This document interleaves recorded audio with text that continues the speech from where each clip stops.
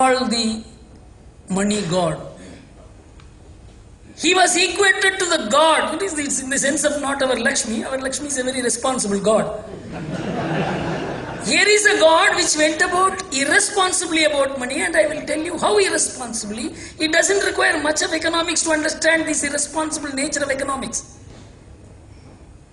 You know, from 23%, that is 21% is the US federal bank rate, they kept on cutting down the interest rate.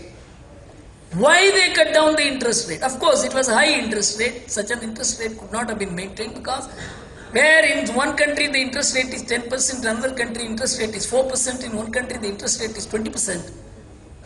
The whole world gets destabilized, because the country which has the highest rate of interest will attract the greatest amount of foreign investment.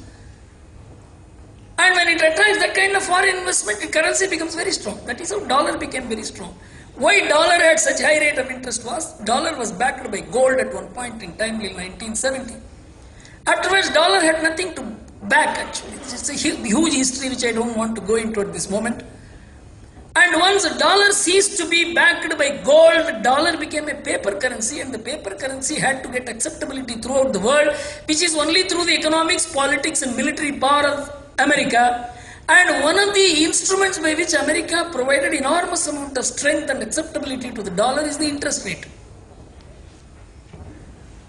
In 1981, when the interest rate was 23% offered by banks, only 5.6% of the American families had stock market investment. Just 5.6%. Because the interest rate was so high, there is no meaning in going to the stock market. Then they began cutting down the interest rate. This is where you must understand the foundations of modern financial capitalism was laid. When the interest rate came down to 8% in the year 1990, that is the bank rate, the deposit rate would have been 1 or 2%, 3% higher. In the year 1990, 25% of the American families got shifted to the stock market. In the year 2001, from 1981, 1990 to 2001, the interest rate is cut to 1%. 55% of the American families get into the stock market. Not only that, families put their savings in stock market, the retirement funds, pension funds, health funds, all the social security funds, they began increasingly investing in stock market, because the interest rates they were getting on bonds and other bank deposits were so low. They began shifting their investments. By 2001, 2003, 60% of the pension and retirement funds of $16 trillion. $1 trillion is today 49 to 50 lakh crores. You can understand what 16 trillion means. Out of that, 60% got invested in stock market. By 2001, there was virtually no distinction between American stock market and American economy. The confluence, the interconnection, the merger was so complete. If the stock market fell, the American economy fell. If the stock market rose, the American economy rose. You must understand that criticality of stock market in the American economy is entirely different from the role of the stock market in other economies. Take for instance 2 other economies which are very powerful economies, number 2 and number 3 economies. Take Japan for instance. You know, the country with the highest savings in the world is Japan. Their total banked savings is $12.5 trillion. This is cash. You know what is the interest rate the Japanese banks offer to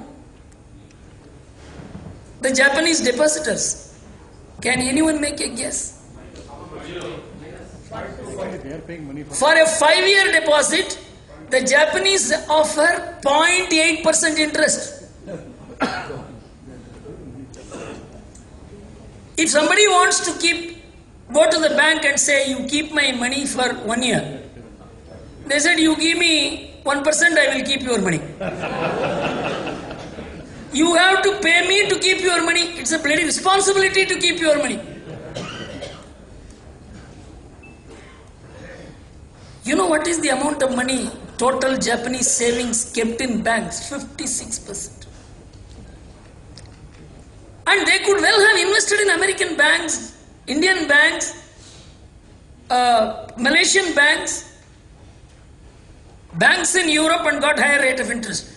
I cannot understand why the Japanese chose only Japanese banks in which they will pay money to keep money or get 0.8% interest and still will not interest at 10% or 5% or 6% in banks elsewhere. That's also a successful economy.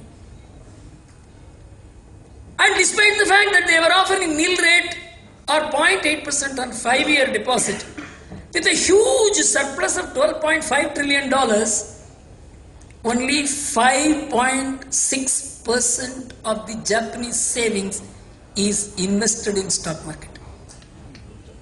Just 5.6%. It's also a very efficient economy. Come to Germany. In Germany, only 7% of the households are linked to the stock market.